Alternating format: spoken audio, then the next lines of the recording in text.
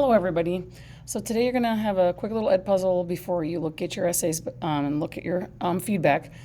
I want you to just kind of hear what I have to say about the essays and give you some guidelines about how to kind of read my annotations, and then do your reflection on the essay. Okay. So I want you to, before we go over any of this and before I give you your essay, I want you to remember feedback is a gift. I know it can feel very hard to be told that anything you did is incorrect or not as good as you had hoped it was. Trust me, I judge myself every day thinking, oh, that could have been better, or oh, I could have been nicer.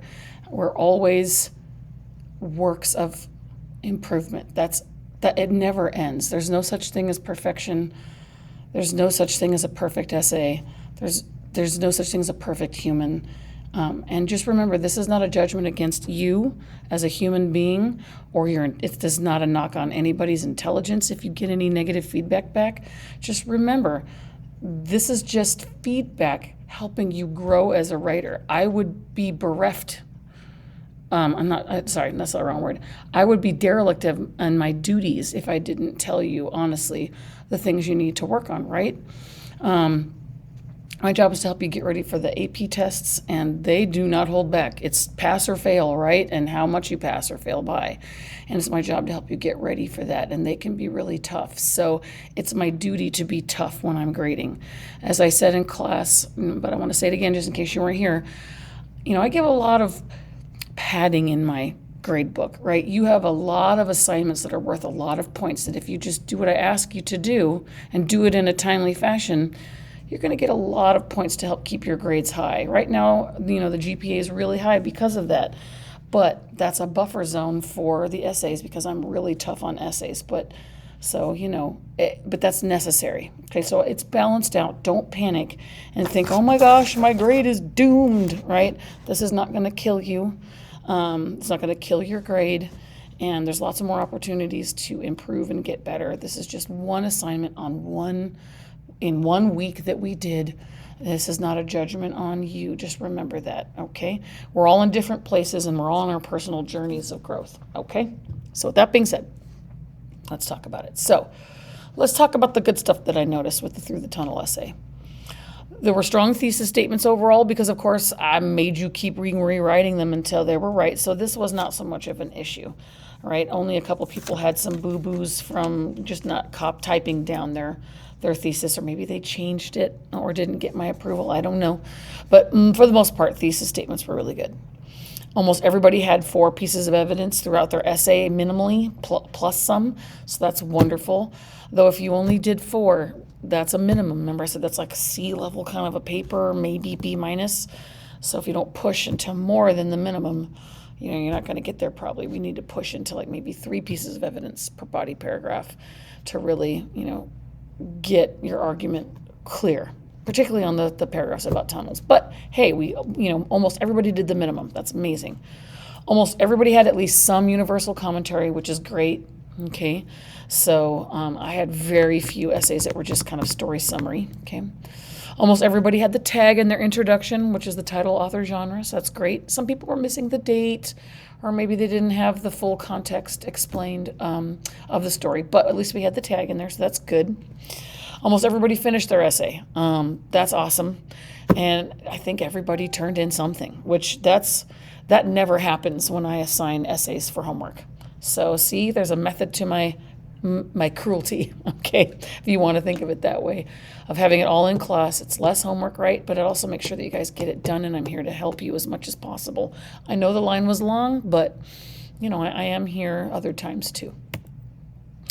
Almost everybody avoided universals. Oh, notice how I just did irony. I think I only saw maybe 2 out of all the essays, so that's excellent. Most essays made sense for the most part. Maybe not thoroughly clear, but there was very few essays where I just kind of shook my head and was confused about what you were meaning, so that's a good thing. Almost everybody embedded their evidence well. At least 3 out of 4 quotes were embedded well. There might have been a few mistakes here and there, but overall, you guys did a great job. So, hey, that whole game we played seems to be working. Everybody had multiple paragraphs. I had no just giant block essays, which Boy, that's a rare thing, so be proud of yourselves. Pat yourselves in the back. Almost always in my first essays, I get at least a couple kids give me just a giant, like one big old paragraph. So, hey, good job, everybody. And as I said, I think everybody wrote an essay. I don't think I have any zeros, so that's awesome. So I'm going to keep doing this next year. Although when you guys have me with AP, if you choose to have AP, all essays are in class anyway. But they're timed. They're 1 day things, 1 period. Boom. It's a little bit different kind of thing. Okay. So here's some things I noticed as a trend overall that we need to work on. A lot of you guys are still having a hard time writing in past tense or shifting between present and past. You need to stay in the present tense, okay? Many of you had this issue. This is a big one we need to work on, and that's not enough story context. You need to explain where Jerry is, why he's doing the things he's doing, right? A lot of people just went straight to evidence and then started, commenting on them. And if you don't have enough story set up, it's confusing within the paragraph. It just feels like you're being thrown into something. You're like, wait, what? Yeah, I know the story, but I need to know that you know the story. And you need to set up what's going on before you start bringing in evidence. Okay, so we're going to definitely be working on that before our next essay. That's important. And one of the big issues you guys were missing is that you weren't setting up why he was going through the tunnel in the first place.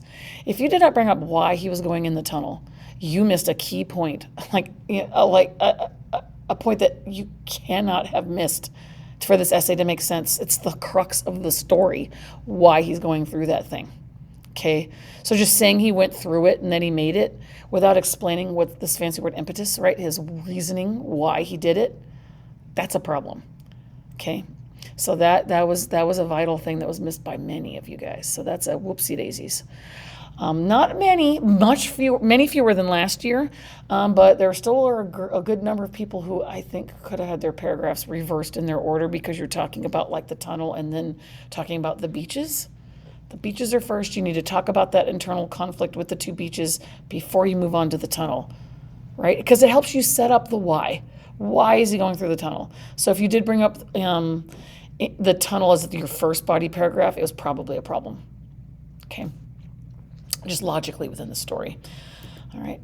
A lot of you guys had this problem. It was unbalanced as a paragraph. Either there was just nothing but universal commentary or very little story commentary and just mostly universal commentary.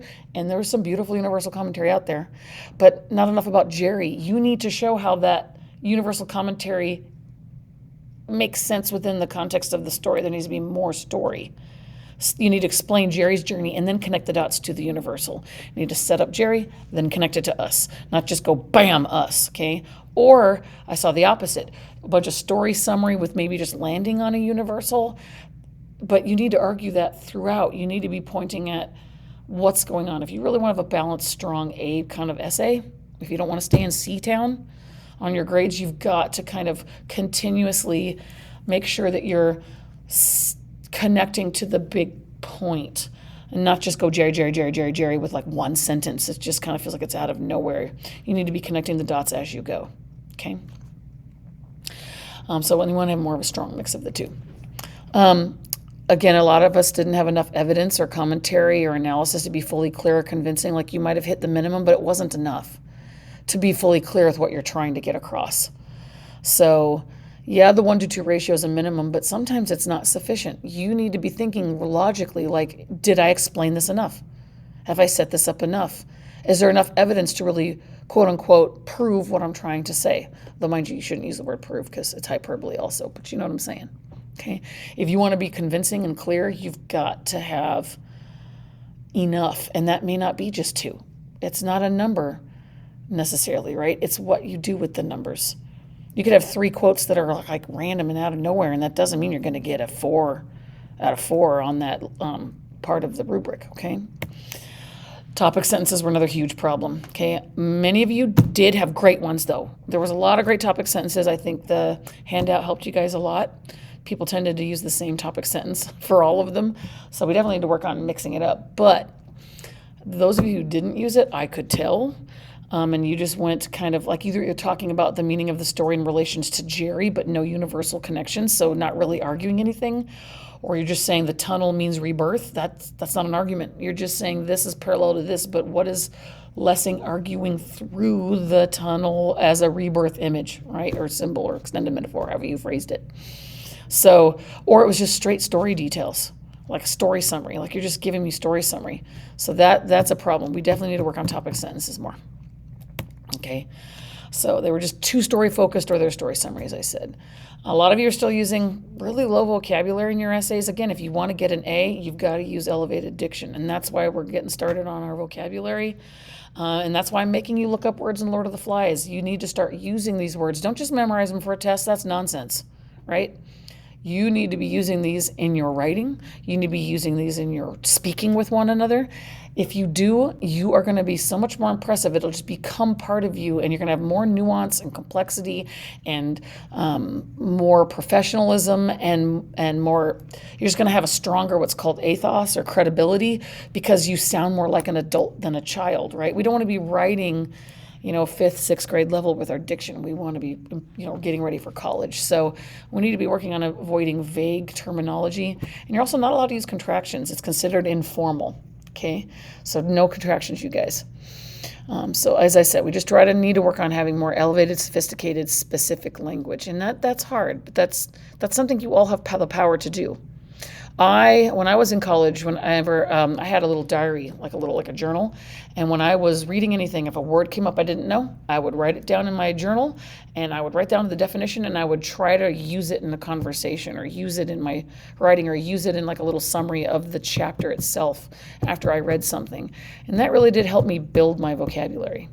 And part of the reason I even have a job here is because I impressed the person that was interviewing me with my eloquence, with the verbiage that I used, right? So it's important. We get judged by our words, so you want to try to do that. Now, of course, I'm not judging you as a person, but your paper, right? We want to try to push it to the next level. Some of you did have elevated, beautiful diction, but we need to get more of that, okay? Most of you guys had good transitions between paragraphs, but we need to work on transitions between ideas within paragraphs. So we need to definitely keep going on that. But hey, it's better than I saw last year. So very good job, you guys. And as I said, most of you guys embedded really well. There was a few people that had some issues, either quoting too much, or having this quote shows kind of commentary afterwards, or the embedding you tried but it didn't work. It was awkward. And there were some grammar problems. I was seeing a lot of fragments and run-on sentences as an issue, so we need to keep doing that quill, okay? So anyway, that being said, everybody had different feedback, but that's kind of my general feedback. But I want to give you guys, I want to talk about the rubric now. And I use the AP Lit and Lang rubric. This is a literature analysis, so I use the AP Lit rubric. Okay, and I want to go over how this works. Okay, so there's 3 columns. There's A, B, and C. Okay, A is the thesis, and for me, I don't just grade the thesis. I grade the intro paragraph generally, because if you have a good thesis but your intro paragraph's a hot mess, it still could maybe hurt you. But this is basically half your score for the AP test. You get the thesis, you're already at, you're half there. Okay, it's like 50%, and then the rest are like smaller amounts. Okay, but this is something that all of you guys pretty much got because of coming to see me and getting your thesis approved, and me helping you guys with that before we started the essays. But you might have gotten a 1- or a 0.75 or a 0.5 on this point. Although in real AP scoring, you just get 0 or 1. But for my grade in the classroom, not for the test, I'll give partial points. You might have gotten some points knocked off for having, a hook having a problem, or your context being problematic, okay? Or, having errors in your thesis when you typed it up. Okay, I got to be clear. All right. So column B, this is about the body paragraphs, basically, your evidence and commentary, right? And so let's look at the 3 categories. You got no points if you had no evidence. I don't think anybody had no evidence, so that's good. Almost nobody got 0 on this, if anybody, okay? Or all the evidence is off topic or irrelevant, okay? I might have circled that over there for some of your evidence being irrelevant or off topic, but I don't think anybody got just a 0, except maybe If you just didn't finish your essay, that could have happened. Okay. I think I maybe had one person not finish an essay. So that's really good, if you look at all the kids that I had to grade. Or you might have got a 0 if your commentary just doesn't make any sense, or you're not even answering the prompt. Okay, like you went off target. If I was asking about, the prompt is about talking about how growing up is difficult or finding out who you are is painful, that kind of stuff. If you started talking about how you shouldn't grow up too fast, that's not what I asked you to argue. And so you might have got a 0 for that because you didn't answer the prompt. You went off prompt. And that's true in AP. You don't answer the question, you don't pass, even if it was beautiful. Okay, so just know that. All right, so then you get 1 point if all you did was kind of summarize the story mostly. Like your topic sentence might have been plot summary, not really arguing anything, or your evidence or commentary was just kind of non-specific or too vague, not really relevant to what you're trying to do, or you had very little commentary. Like if your paragraphs were just underdeveloped and too small, you probably got a 1. Okay, if you only give me one piece of evidence, you got a 1. Okay, per paragraph, I should say. Okay, or if you only had one piece of evidence that was relevant, you might have gotten a 1. Okay, so that's kind of, again, being too brief, too vague, or slightly off topic or somewhat off topic, or just kind of plot summary. Okay, so, and that doesn't pass. 2 points out of 6 does not pass on the AP rubric. Okay, now 2 points, again, you're still not passing, even if you have your thesis point, if you got this one, not technically, but you might have still had a C on my paper with me. So this, you would have had 2 pieces of evidence per body paragraph, okay? So you did have good textual evidence, right?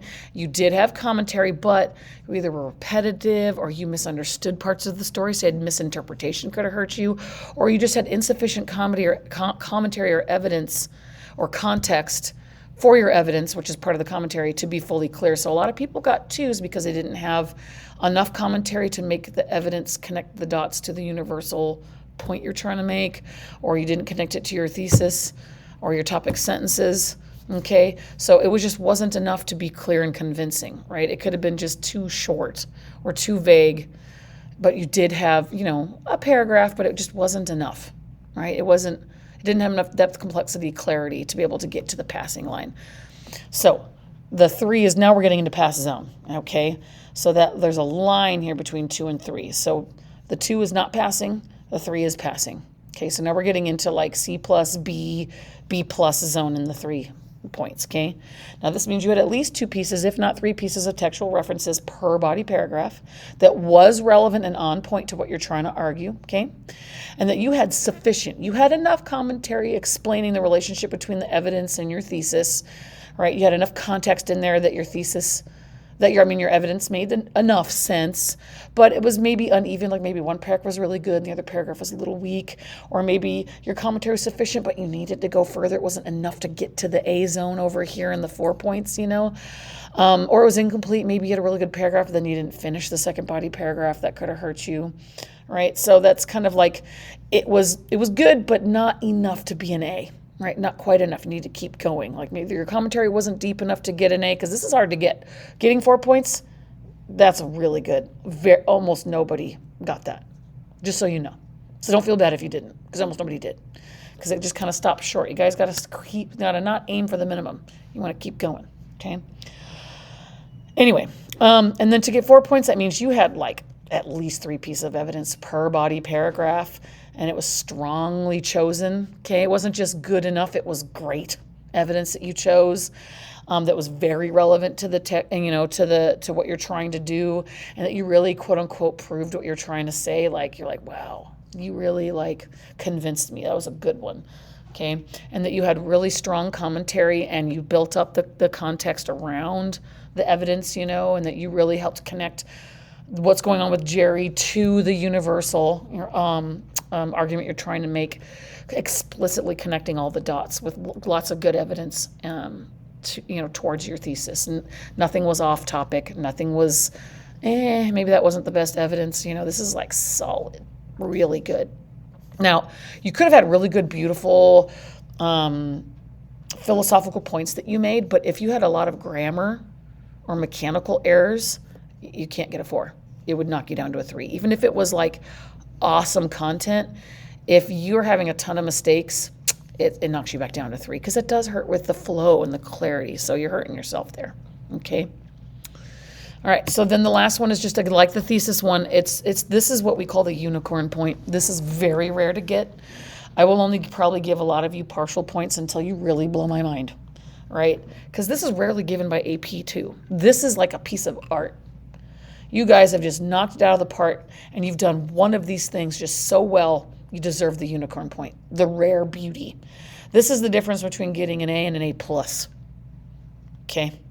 Now, could I give you 0.25 because you're like working towards some of these things? Sure. Even maybe a 0.5 I might have given, but this is super hard to get right out of the gate. You know, even next year in AP Lang, this is going to be a hard one to get, but that doesn't mean you don't get A's on papers. You're just not going to get A pluses on papers probably because it's lacking a little bit of something. Okay. So to get this point, you need to do one of these. You don't have to do all of them, right? And I might give you partial points because you have a little bit here, a little bit there, but it's not like consistent throughout and like mind-blowing that makes me go, wow, can I use this as an example? You know, if I want to use this as an example essay, there you go. You're getting the unicorn point.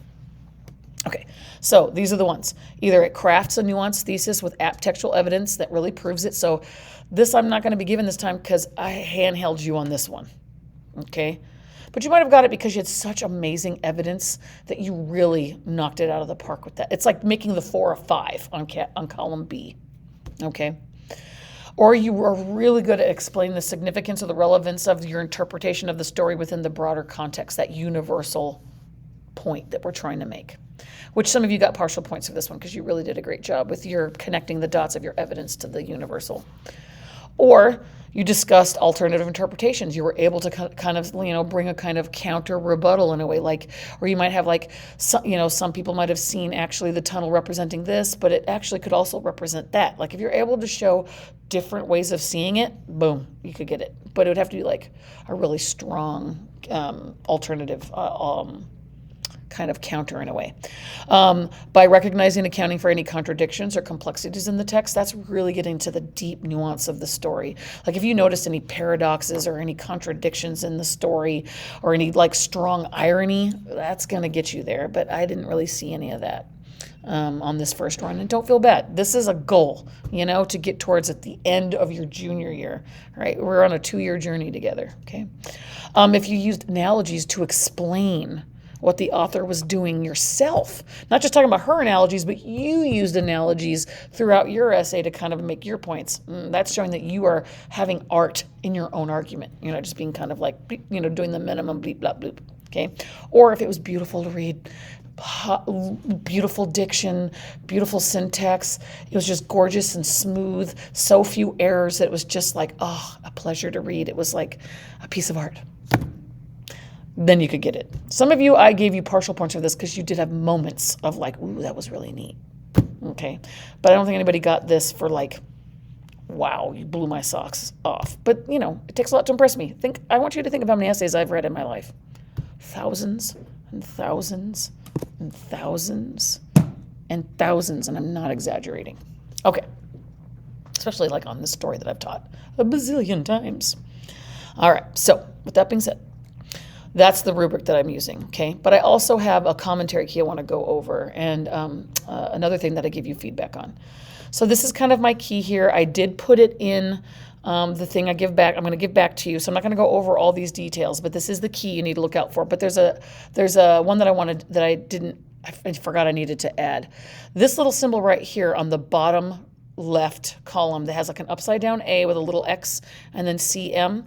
This is a logic term. Upside down A means universal when you're making a logical, there's a thing called predicate logic or symbolic logic where you use symbols kind of like math, like algebra, to represent arguments to try to see if they're valid and sound or if there's problems in the argument. And that is a symbol, and I was trained in that in college, so that's just an easy way. Instead of me having to write the whole word universal out, I just put it upside down A with the X. Because X just is like a variable. It just means the universal about whatever it is you were talking about, whatever the point is.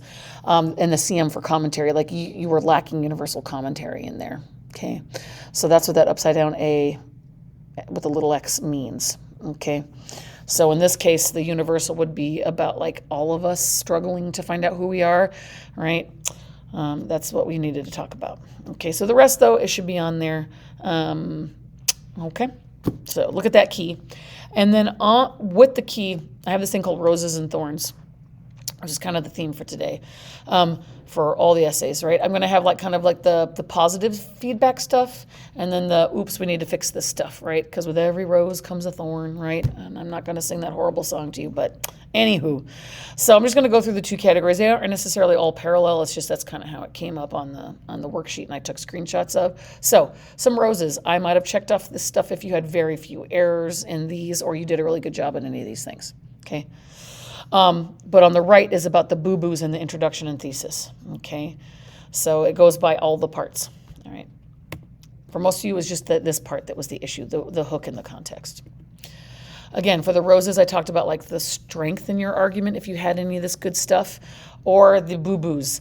I didn't have this type, the evidence shortage. I just kind of hand wrote that one, but I've added it since, okay?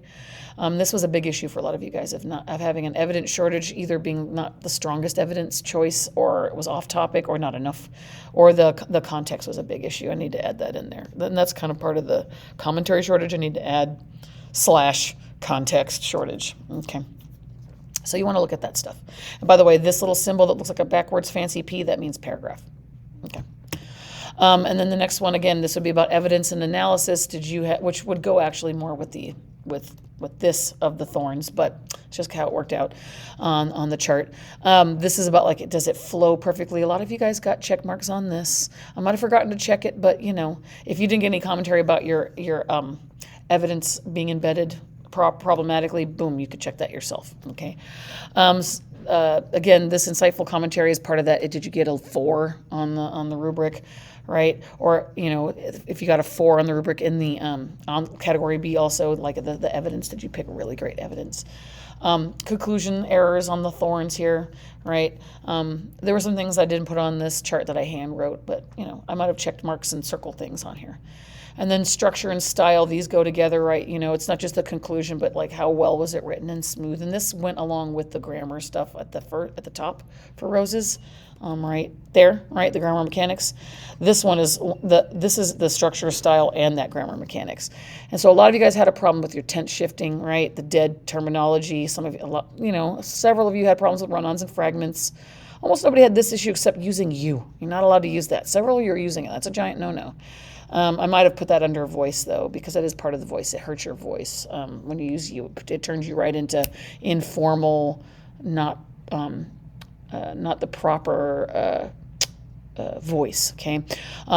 Lacking transition was definitely an issue with between ideas. And then spelling and grammar errors. There's a lot of spelling and capitalization boo-boos. So a lot of you had that box checked. Okay, so now that I've gone over that stuff, when you're done with this ed puzzle, you're going to come and get your essay from me. Okay, I want you to read all my feedback on the essay and on the rubric feedback form. Then you're going to go to Google Classroom and you're going to fill out the Google reflection form for the essay. Okay, you're going to be answering several questions. Okay, because one of the number one things that has been shown through evidence, through studies on this, is that one of the biggest things you can do to improve on your essays is to immediately reflect yourself and to make goals and to like acknowledge the things you were good at and the things you need to work on, and that helps you as opposed to just reading the feedback and then just putting it back down. And evidence also shows that most students don't even bother to read their feedback, and that the hours that I have spent putting stuff down on your paper is just for nothing.